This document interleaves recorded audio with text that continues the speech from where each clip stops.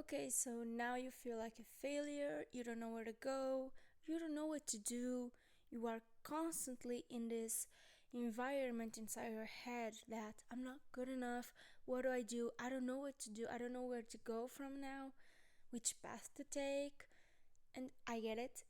And there's so much information in your brain right now, so many questions, and so little answers. But hold on, because I'm going to try and give you direction for them.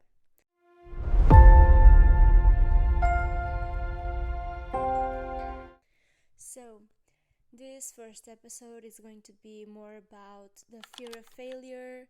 You know how summer is almost ending and we're going back to high school, uni, or back to work after a holiday or vacation. You know what I mean? So, there's a lot of change happening right now. Fall is a season of change. So, we're all kind of feeling out of place and like we have these big decisions that we have to make them, and we have to chase after success, and we have to prove ourselves to a lot of people. But you're kind of asking, am I doing this for me? Am I actually doing enough? Am I good enough? These answers are always going to be there. There's no real, like, kind of magic way to erase everything away from your own brain and erase everything that you're questioning. I think that what most of us can do is question ourselves in a way of, why am I even feeling this? Why am I even having this kind of questions in the first place? I think that a lot of us have to find the root problem to our problems, not just the surface. Like, I have to choose my uni course right now, and a couple of weeks ago I was so scared to choose because I didn't know where I actually wanted to go. I had some ideas, but I didn't know if I was doing it for myself, if I was doing it for others, if I was doing what is expected of me. I was such a huge nerd in high school that, everybody like would say to me, you're going great places, you're going to go to uni course, you're going to do masters, you're going to do this and this, and you're going to be great in your area of expertise. And I had this, like, so many professors and people and family friends and everything saying to me, like, you're going to do great, you're fine, and you have to go to uni, right? Because otherwise it would be considered a waste of your talent or a waste of your brain. And I just remember having this kind of a lot of pressure on myself to perform in every way and every test, every oral presentation, like ace everything and have straight A's or whatever. And when I started not having them because I was going through a bad, like, mental breakdown, I finally realized that grades are not everything, and that success is not looking alike for everyone in everywhere. There's some people who look at success with being a TikTok influencer, or other people look at success having $1 million in their bank account. I don't think it really matters what other people's success looks like if you're not going towards your own success and you're not looking up to people or not speaking to people, understanding if that's what you want to do. So I had this kind of like problem where I didn't really know where I would fit, where if I even wanted to get out of my hometown, if I wanted to stay closer.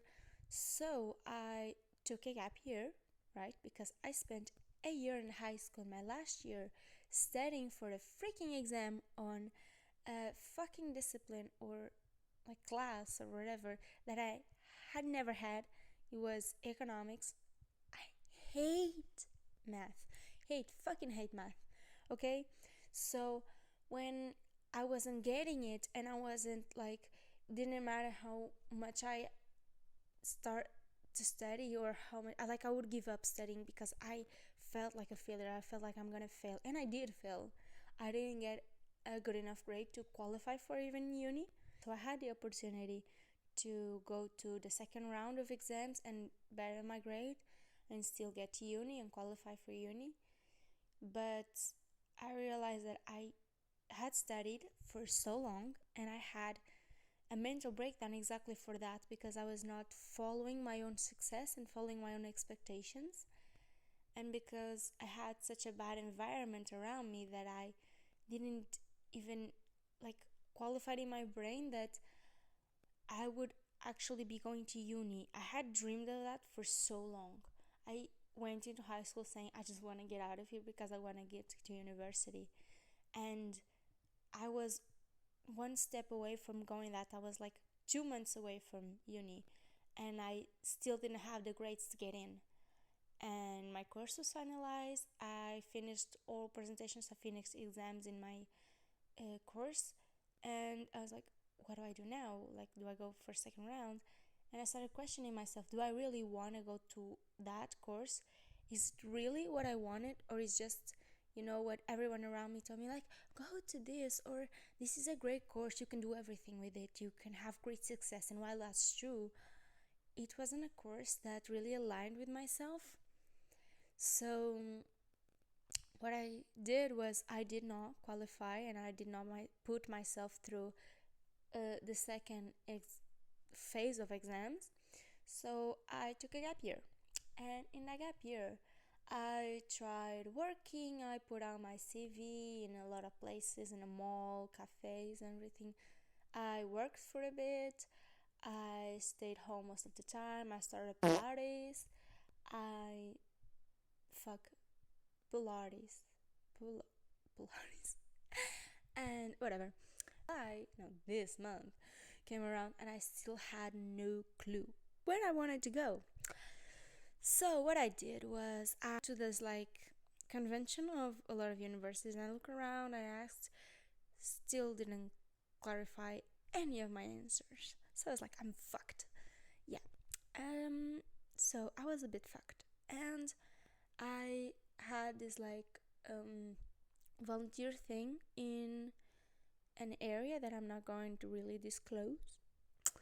And there was this one girl or woman, and she was in the area that I thought that maybe, I'm going to broaden my horizons and maybe try have different goals. This is one area where I maybe will want to go. I really love it. And I spoke with her and her colleague. They help a lot. I was like I started crying in front of them, saying like, the future was so scary to me, you have no idea. I spent most of my teenage years just surviving. I never even imagined that I would get to 18. That was insane to me. It was kind of unreal, where I was even older than 18 and I didn't even knew what I wanted to do. I had some ideas, of course, but it's not like you have to put the options that you want first, and you're indecisive of what you want to put in first place. So I talked with them, I cried in front of them. I took my questions, and they really answered a lot, to be honest. And I'm really grateful for that, because they actually really helped me like put myself in perspective, because they told me like, when you talk like, where do you think that I would fit into, not where I would actually fit into. So I was asking them what they thought that I would fit into, not what I wanted to be. And they told me like, you gotta stop that. You can do anything that you set your mind to. Then that's when I realized that I was doing that. And that's when I actually realized like, okay, like, I'm going to put certain goals, but I'm not going to force myself to know everything and to actually know where I'm headed, because the life can change a lot. I was not the same as I was a year ago, for sure. Like, for sure. Like, the amount of change that I went through in this gap year is insane. Like, I didn't even knew that it would be possible to change in so little time. But yeah, And I had different phases of throughout this gap year of what I wanted to do in my life. I talked to a lot of people about possibilities and that were in certain areas that I was interested in or that I had hobbies in. And it really helped me like understand what I wanted out of my life a little bit. Like I don't know 100% where I'm going to be in the next year. If I'm even going to be in the same university course, if I spent 2 semesters in it and then realized that that's not what I actually wanted to do, and then I found something more niche for me. But you don't have to figure it out just now. Allow yourself some space to grow and to ask questions. What do you actually want to do? If any of your hobbies, things that you already love to do, can turn into something really special or an adventure for a while. There's this quote from this book um, that actually really resonates with it, and I actually wanted to read you. This is book. This book is Solitaire by Alice Osman.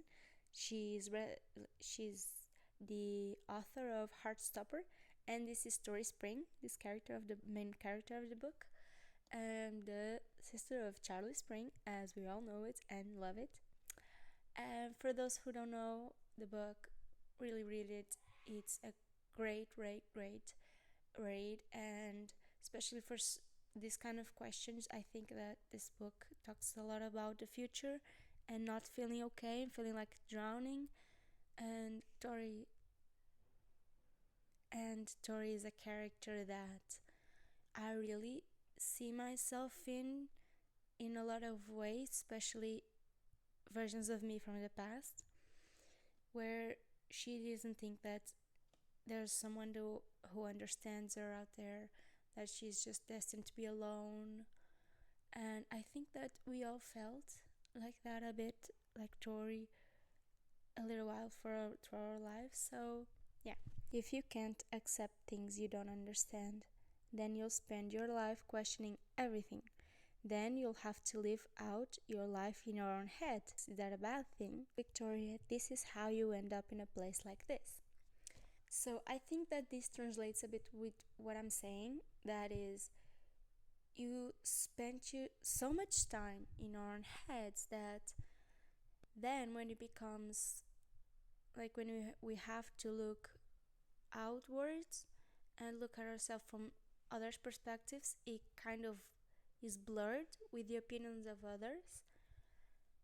And I think that that is kind of like the root problem to why sometimes we feel like we feel, why we're so depressed. You know, in my own experience, depression and anxiety really stems from your head and the environment that you're in. And if you're raised or if you had bad environments in school, then you're forced to live inside your own head and create a better reality for yourself because the one that you're in is shit. So, what we think is the future actually becomes our past because we don't even realize how time flies by when we're so much deep inside our heads and we are more attentive to others people's lives, especially with social media, than our own. And then we don't realize that we actually do need to get out of our asses and start working if we want to be successful. You can turn your life around and you can be 50, 60, 70. Doesn't matter. You can chase your dreams now.